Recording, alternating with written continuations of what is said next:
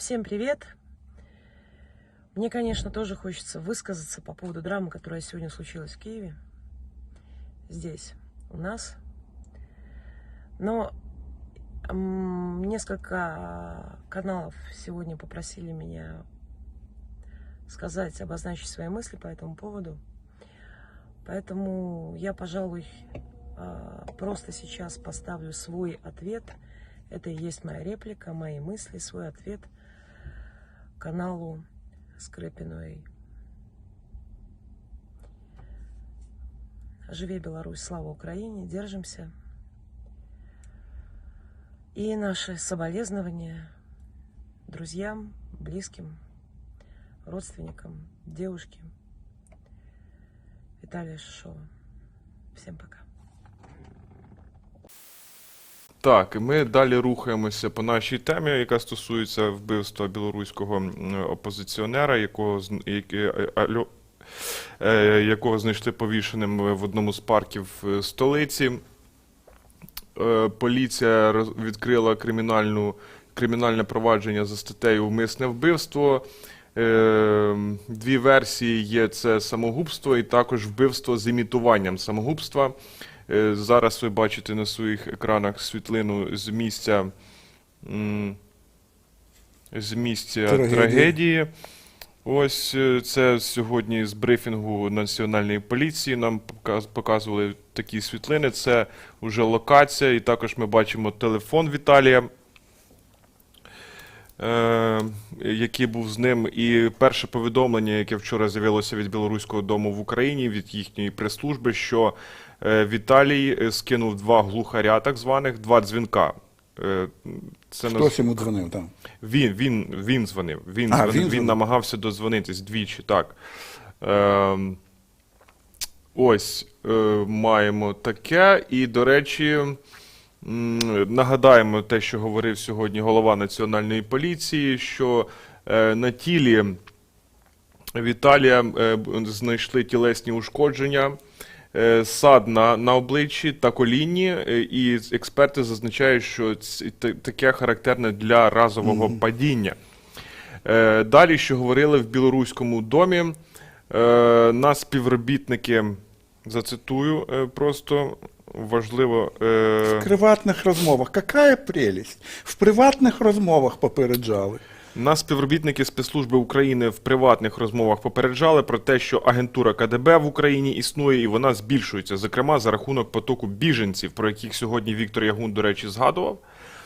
Усіх біженців неможливо контролювати, і Віталій займався верифікацією цих людей. Він був нашою контррозвідкою. Так, він знає, що за нами полюють. З огляду на ті обставини, за яких було знайдено тіло, бо співробітники поліції в приватній розмові сказали, що в нього зламаний ніс. На брифінгу про це нічого не йшлося. На брифінгу Національної поліції про зламаний ніс ми знаємо тільки про ссадини на обличчі. Я підозрюю, що це спецслужби КДБ або служби спеціальних операцій, які працюють на режим Лукашенка. Про це представник Білоруського дому в Україні розповідав Україна-24 Юрій Шучко. Також в Білоруському домі прес-служба повідомляла, що за Віталієм велося стеження. Про факти були відповідні повідомлення поліції. До речі, поліція сказала, що від Віталія ніяких повідомлень про якісь стеження чи інші від нього не було повідомлень. Слідство триває наразі, можливо, ще якісь будуть деталі з цієї справи. Це, звичайно, тут до крапки ще дуже далеко. Треба встановити і хто це зробив, замовників. Так, і це зробить наша Національна поліція, так, яка блискавично розкрила вбивство Шеремета. Далі йдемо по цитаті. Про факти були відповідні повідомлення поліції. Також нас неодноразово попереджали як місцеві джерела, так і свої люди в Республіці Білорусь про всілякі провокації аж до викрадення та ліквідації. Віталій стоїчно і з гумором ставився до цих попереджень, заявляючи, що хоч так, можливо, Білоруський дом в Україні вийде з інфовакуума. Немає сумнівів, що це спланована чекістами операція з ліквідації дійсно небезпечного режиму білоруса. І зараз з нами вже є на зв'язку Олена Васильєва, засновниця фонду «Білоруський Майдан» і засновниця YouTube-каналу білорусько-українського «Мінавіта онлайн». Привіт. Привіт. Альона, це акція, я не знаю, як українською сказати, українською слово «залякування», воно не передає всіх нюансів того, що відбулося. Це акція устрашення? Нет. Ні. А що це? Я не верю в это. Ну, во-первых, я тут пыталась уже проводить, ну, не собственное, конечно, расследование, а собрать абсолютно все материалы, которые есть по данному делу, прокоммуницировать и с ребятами, в том числе и Белорусского дома, и других представителей белорусской оппозиции, собрать материалы, которые появились в прессе. Мне это удалось. Я не знала Виталия, я очень мало общаюсь с представителями Беларуси, здесь сразу скажу, потому что основная масса из них это поклонники штабов Тихановской. Угу. Но что удалось выяснить? Во-первых, мне очень странно, что по-прежнему ребята, я, во-первых, выражаю соболезнования, и это не просто соболезнования, это выбивает нас всех из колеи. Сегодня, например, я проснулась с другим человеком, в состоянии другого человека, потому что у меня есть ребенок, и я понимаю страхи, что мне страшно выйти из дома там, и так далее. Вопрос в том, что почему сразу выдвигается версия, это может быть КГБ, почему выдвигается версия исключительно КГБ? Наши ребята продолжают делать вид, что Российской Федерации не существует. А она существует. И она существует собственными интересами. Значит, учредителем Белорусского дома я до сегодняшнего дня этого не знала. Сегодня это опубликовала, я узнала это в личных коммуникациях, и сегодня это опубликовала Радио Свобода Украины. И украинская служба BBC был Сергей Коротких, он же Боцман, он же Малюта. Той самый. Той самый. Он, оказывается, был учредителем данной структуры. И Виталий очень плотно с ним коммуницировал. Я не так много знаю информации, не буду судить, но знаю, что в Украине эта фигура абсолютно неоднозначная, мягко говоря. Далее, когда что-то происходит, то нужно думать, кому это выгодно. Смотрите, при всей зверскости узурпатора Лукашенко, сейчас я не думаю, что это та ситуация, которая ему выгодна. Во-первых, буквально на днях Евросоюз заявил, что готов рассмотреть облегчение санкций.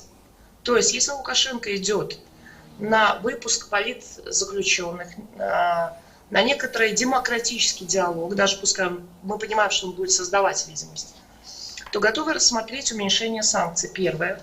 Второе. С 26 по 29 в Беларусь приезжали представители Аксенова, того самого, который Крым. И администрация Лукашенко отказалась встретиться с ними, что вызвало большое недовольство в Кремле. Я к чему все это говорю?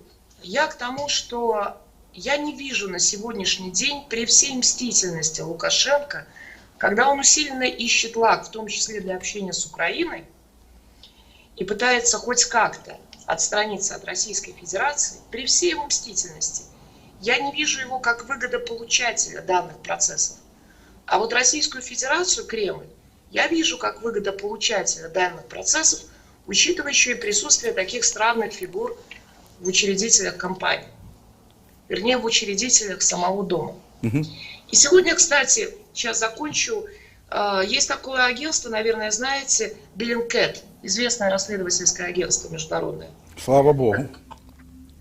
Вот. Так вот, сегодня представитель этого агентства буквально пару часов назад Христо Грозев сделал заявление, что по его данным среди белорусской оппозиции в Украине приехавшие очень много агентов ФСБ. Он сделал это заявление в связи как раз со смертью Виталия Шишкова и сказал, что его агентство приложит все усилия для расследования данной ситуации. Поэтому я думаю, что не все так просто и не все так однозначно. Быстро сказать КГБ и дело с концом. Нет. Нас, як українських громадян, пані Альона, хвилює питання наступне, що це не перший і, не дай, але, на жаль, не останній випадок, коли людину вбивають просто посеред білого дня. І при цьому спецслужби, як діти малі, кажуть, це не ми. Ми взагалі не знали, ми тут взагалі не при чому. Це нас хвилює. Нас хвилює провал Служби безпеки України. Нас хвилює безпека громадян України. Нас хвилює, наприклад, я читаю одне з джерел, яке досліджує питання трансферу людей з Турції, Сирії, Іраку і країн Північної Африки, літаками долітають до Мінську.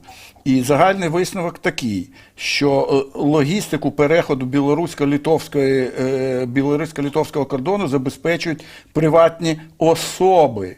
При цьому білоруські прикордонники, співробітники спецслужб або будь-які інші посадові особи не тільки не припиняють це, а якраз навпаки заохочують. Іншими словами, з цього випливає, я не знаю, правда чи ні, але судячи з усього, що я раніше читав, воно таки правда. Лукашенко взяв курс на те, щоб наводнити, можна в українською сказати, заповнити країни Балтії і Україну людьми невідомого походження, хто вони такі і звідки. Ще один скандал світового рівня – це скандал навколо учасниці білоруської спортсменки, яка мала брати участь в Олімпійських іграх в Токіо, і звати Кристина Тимановська, яку притягнули за вуха з якоїсь проблеми. Питання не в цьому, питання в тому, що перелякана жінка в аеропорту Токіо звернулася про допомогу, про охорону до японської поліції, вони передали її, чи якось вона потрапила на територію польської амбасади, попросила політичного притулку і відразу надали їй візу і право перебування на території Польщі. І тут що, Лукашенко також не є вигода приобретателем, получателем, чи як ви сказали правильно? Дэн, я не знаю. Я не знаю, я ж ни в коем случае не отбеливаю. Благодаря Лукашенко я здесь нахожусь и 5 лет не могу заехать в собственную страну. Я просто стараюсь мыслить логически. А логически сейчас тот период, он боится потерять власть. Не потому что он любит Беларусь, он узурпатор. Он мстительный человек, он человек, способный на все, человек без эмпатии. Но он уже зачистил все пространство в Беларуси. У него сейчас опасности как таковой нет. И он пытается найти, он боится потерять власть. Он боится, он не признает Крым, он не встречает, то есть он туда-сюда дергается. И в тот момент, когда он пытается найти некие выходы для себя, эту власть оставить, я не вижу его как выгодополучателя делать очередной самолет, да, условно говоря. Но я вижу как выгодополучателя Кремль, который дожимает его сейчас до подписания, до признания Крыма и так далее. Поэтому это мои логические рассуждения. Плюс присутствие в белорусском доме данного персонажа Малюты меня тоже очень смущает. Весьма смущает, прям скажу. Мне кажется, это весьма странным. Я думаю, что это требует дополнительного расследования. Может, это КГБ, может, это ФСБ, а может, это совместное действие КГБ и ФСБ. Но я к тому, что нельзя делать скоропалительные выводы. Я приведу сегодня пример. Сегодня в Телеграме Гончаренко размещает, уже однозначно в собственном Телеграме размещает, что это КГБ, и ссылку делает как на источник, на Макара. Ребята, Макар – это человек в Беларуси нерукопожатный даже для такого пророссийского кабинета, как Тихановская. Это человек, я размещала, даже Роману Скрипину скидывала, это человек, который 9 мая сидит с ленточкой георгиевской, с колорадкой на груди. И представитель Патриотической партии Украины его указывает как источник информации. На мой взгляд, это, мягко говоря, некомпетентно. Назовем это мягко. Я скажу, хто тут, так навскидку. Ви набувачі вигоди, як ви сказали. Набувачі вигоди, перш за все, всі ті, які тепер будуть валити і, напевно, мають підстави якісь на це. І те, що ви сказали про Гончаренка, ми ж знаємо, в якій він політичній силі знаходиться сьогодні. Отже, набувачами вигоди будуть всі ті, які будуть вішати всіх собак на Зеленського, на його ставленика в СБУ Баканова і на от це от все. Це з одного боку. З іншого боку, у мене це констатація. Питання таке, от ви особисто почуваєтесь в безпеці в Києві? А ваші друзі, колеги? Ви ж самі сказали, що ви побоюєтесь за життя своєї дитини. Скільки там, 8 років, да? Да. Чи ви є гарантовані від того, що, маючи легальний статус перебування в Україні, українська держава буде вас захищати? Так чи ні? Сегодня нет. Сегодня я так не думаю.